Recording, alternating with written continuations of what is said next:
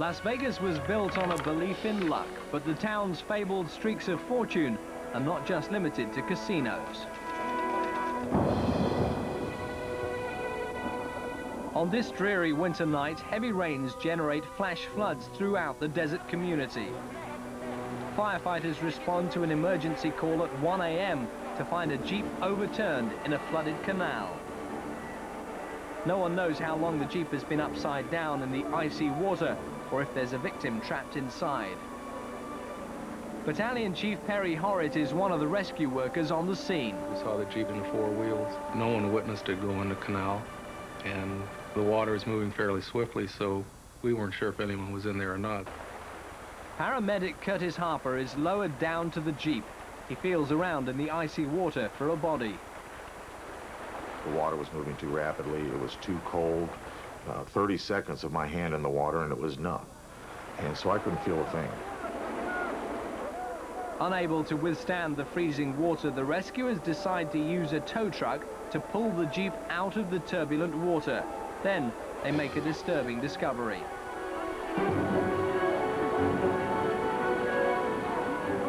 The driver is still wedged in the wreckage. His white shoes help rescuers see his legs in the dark, murky water, but they can't get the driver free. I took the safety line that I had tied to myself off me, and I retied a knot around him. I told him to pull. He slipped right across the channel just fine, and he just slipped right out of the knot.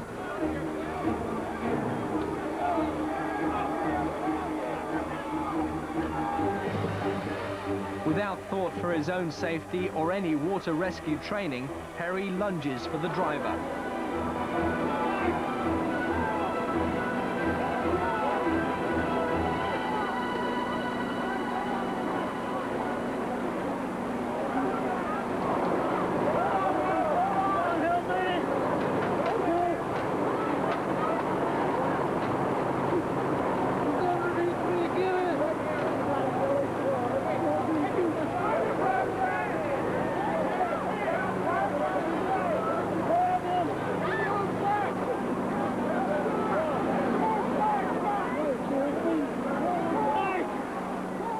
The rescue team forms an impromptu human chain. Even with the strength of many, the body is still in danger of being dragged downstream by the strong current. But after much struggle, the victim is pulled ashore. The firemen fear the driver was submerged under the icy water for at least 30 minutes. He has no heartbeat and is not breathing. But the paramedics refuse to give up hope. They start CPR and rush the victim to the University of Nevada Trauma Center.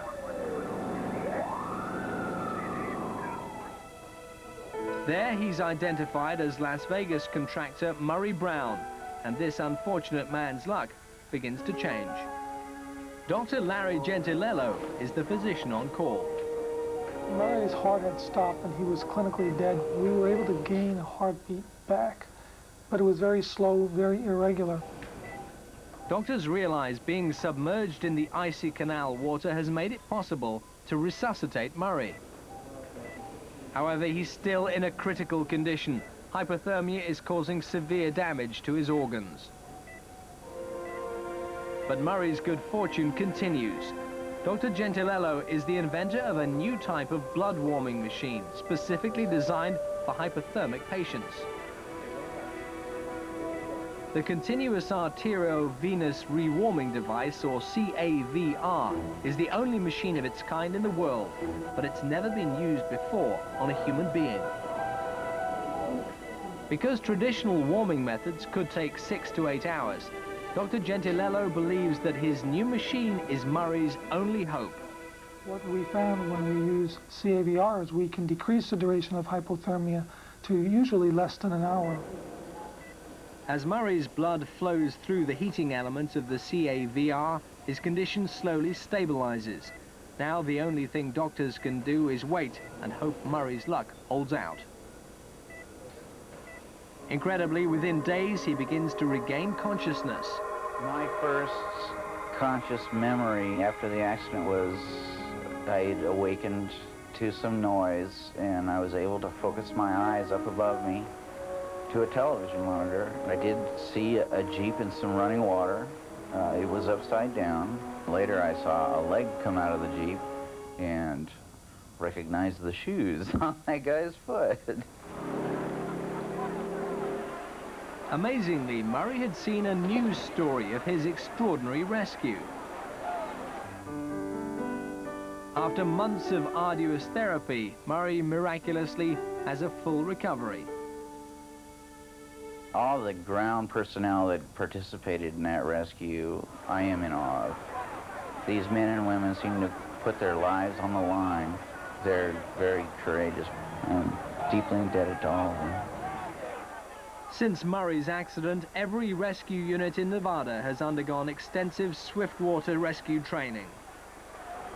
I think about all the bad things that could have happened, not just to me, but to all the other crew members. I mean, fate entered into it, and he was lucky. There's a lot of things that come into play on this. I mean, how lucky this guy was that the doctor was there with the only machine in the world that would have warmed his blood. Dr. Gentilello's CAVR blood warming machine is now successfully in use at many hospitals throughout the United States and Europe. Whether it was destiny or chance, Murray had the worst and best of Las Vegas luck on this dreadful night. The cold, stormy weather that caused him to drown also gave him a second chance. Just happened to be there at the right place at the right time. It was a good time to drown, I guess. After the break, firefighters struggle both night and day to contain a giant oil tank fire. And rescuers are baffled when a boy gets trapped inside a pipe.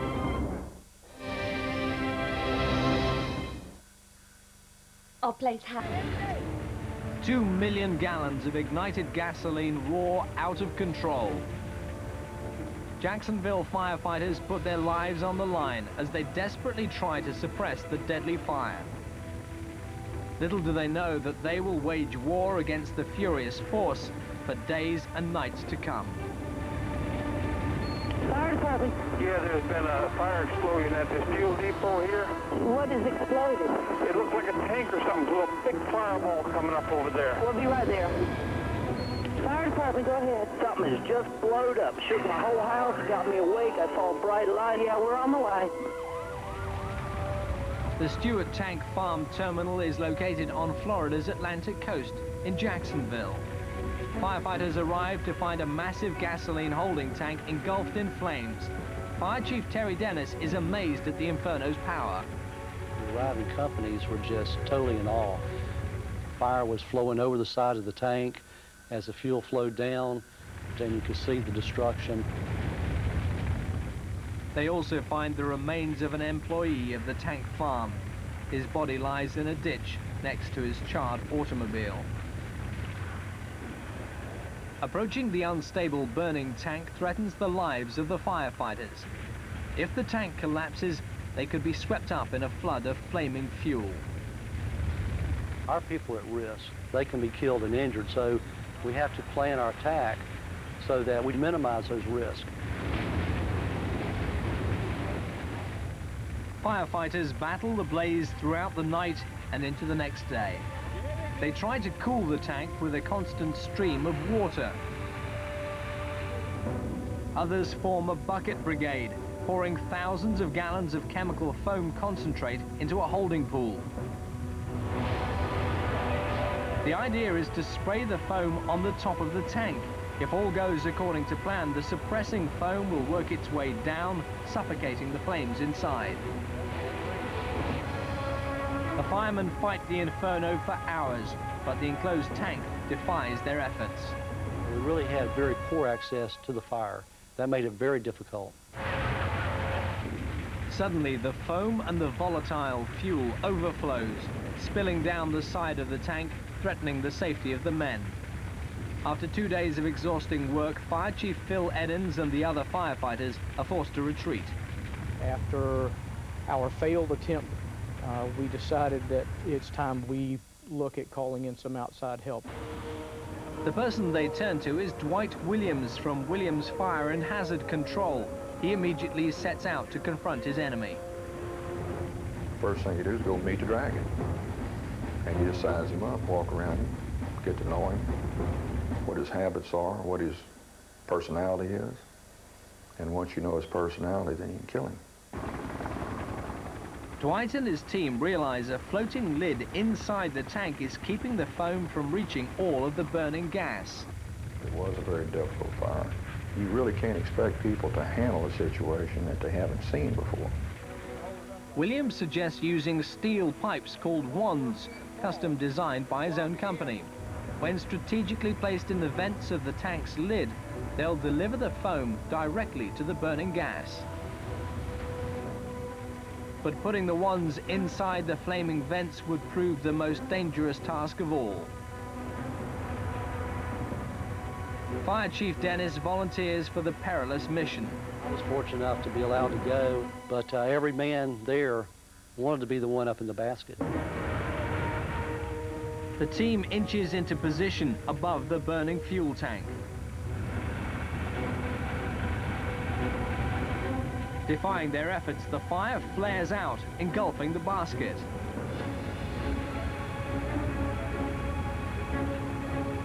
Despite the heat, the firefighters stand their ground and lower the wands into the vent. Once they're in place, the firemen spend the night building a reserve of the crucial foam concentrate. On the morning of day 3, the firefighters again attempt to douse the tank in foam. But the flames prevail. At the end of the tank, we actually had foam flowing out of every opening in the tank, and there still was fire inside the tank, and this was really puzzling to us. So we ceased the attack. But when the foam is turned off, one of the wands becomes a siphon. It sucks out gasoline, flooding the area outside the tank. A huge inferno erupts. We had a life and death situation. People in that area actually had to run for their lives. Fire Chief Dennis and the rest of the fire crew reposition to extinguish the ground fire. Consultant Dwight Williams moves in with wrenches to cap off the leaking hose, stopping the flow of gasoline feeding the flames. As the ground fire burns out, Williams reassesses the unyielding opponent. It made it very difficult. They did not want to die. When you factor in that this was so complex, it made it a grizzly bear. The blaze has now been burning for 3 days. The fire crews have been working in shifts around the clock. And now the tank is disintegrating. We began to fear if it splits, the entire contents of the tank could be released. Firefighters around the world have lost their life in that kind of scenario. They're running out of time. Williams and fire officials devise one last aggressive assault. Every attack that failed, we came back knowing more about the tank than we did before. They learned that a layer of unburned carbon called coke has built up at the top of the tank. Hot embers from the coke are falling through the foam blanket, reigniting the fuel. They now realize they must suffocate the coke as well as the fuel with the foam agent. The situation that caused the ground fire inspires a new weapon. An even larger pipe is positioned into the tank. It siphons out gasoline, providing more room for the foam. Chief Edins and the fire crews ready enough foam to both shoot it onto the top of the tank and inject it into the base. This should sandwich the flames and the coke embers, smothering the fire. There was a lot of praying going on just before we launched the final attack. It is night by the time all systems are in place. The decision was made, it was now or never. All of us were very anxious, just like preparing for a battle. The attack is launched from all sides simultaneously.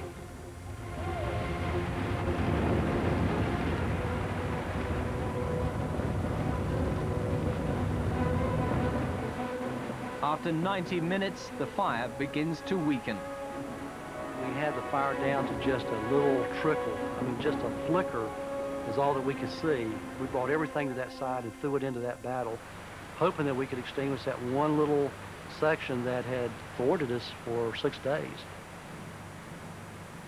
The tank went black, and we held our breath.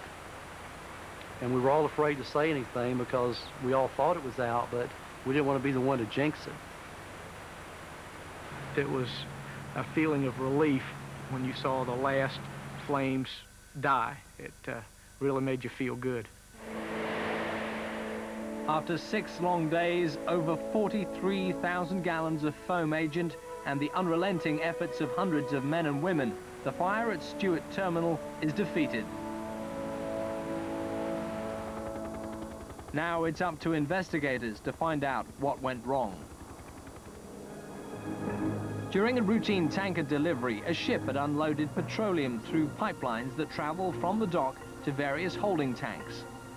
When the tank was full, an alarm should have alerted an attending operator to shut the valve, diverting the petroleum to another holding tank. The fire investigation report found that in this case, the attending employee did not shut the valve, causing the tank to overflow. The fire was started by an employee who had driven his vehicle down into the diked area. He literally drove into a lake of gasoline. It was a very costly error and cost him his life. Since the fire, the new owners of the tank farm, ST Services, have installed special foam pumping lines on their tanks. The new lines make the interior of the tank more accessible in the event of another fire. If one should occur, the Jacksonville Fire Department is ready. They've learnt from their experience. It is a living, breathing being. It grows and becomes a very large monster if you let it. Firefighters and other rescue workers team up in an attempt to rescue a boy trapped in a concrete storm pipe. But when they try to lift out 8-year-old Lou Domino, he experiences intense pain. With no visible obstructions, rescuers can't figure out why they're unable to free him. It all began when Lou and a friend were biking through the woods, chasing rabbits. I was riding my bike with my friends. We were just going down the road and saw a rabbit and chased rabbits around. I chased it back in the woods into the creek, and I stood in the pipe to get a better view. Suddenly, Lou loses his footing, falls into the pipe, and is stuck. I was struggling, and I made myself more stuck. I was just jammed in there, twisted up like a pretzel. Lou's friend runs to Lou's mother, Marlene, for help. I heard a knock on the door, and it was his friend Stevie. And I said, well, what do you mean he's stuck? And he said, well, he's stuck and he can't get out. And at that point, I got really nervous and scared. I called 911. In less than 5 minutes, a fire rescue team arrives. Firefighter Rob Strecker immediately evaluates the situation. When I got down the hill to Lou, he was breathing fine, he was talking. The more people that came around, I think the more excited he got. Paramedic Bruce Durante is alarmed when he sees how tightly Lou is wedged inside the pipe. If we had just tried to lift him up, we would probably have dislocated his legs. We realized that we would have to break the pipe apart to get him out of there. Got that. Exercising great caution, firefighters begin breaking the pipe open with a sledgehammer. Grab you and take you right out, okay, buddy? But the sound still frightens Lou. I thought they might hit my leg or something, hurt me. The inside of the pipe was really rough. It was concrete, so it's kind of scratched my skin up. I guess I was like kind of flipping out. For reassurance, firefighter Strecker holds the boy's hand throughout the ordeal. Still, Lou's mother can't help worrying. I was very nervous, but I really tried to just have faith in what they were doing and stand back and let them do what they had to do. For almost half an hour, a rescue worker repeatedly smashes the sledgehammer against the pipe. For these veteran rescue workers, this simple situation has become one of their most baffling calls. When I first looked down in the pipe, I couldn't visualize how one human body could actually have their legs wrapped around the way Lou had his. The rescuers realized Lou must have fallen into the 2-foot-wide pipe, knees first. His legs folded up underneath him and locked him inside the pipe. We had made measurements inside and outside and physically mapped out where Lou's body was in contact with the pipe. And we worked around those markings. The game plan was to break as minimal amount of pipe away as possible to get Lou out. Once the pipe was broken open and exposed Lou's legs, we were able to physically unfold Lou's legs. It's just a matter of lifting him up and over and out.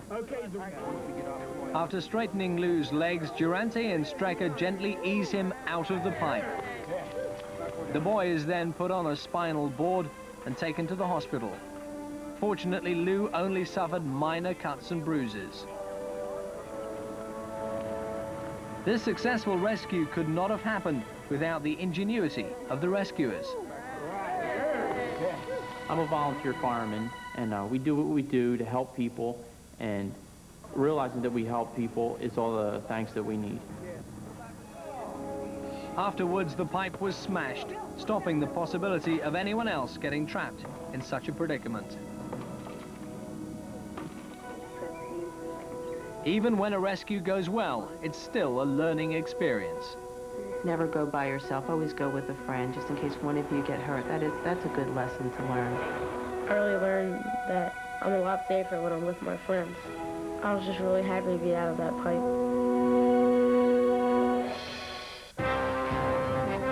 There's more cause and effective rescues in What Went Wrong with Charlie State next Tuesday night at 8:30 here on 5.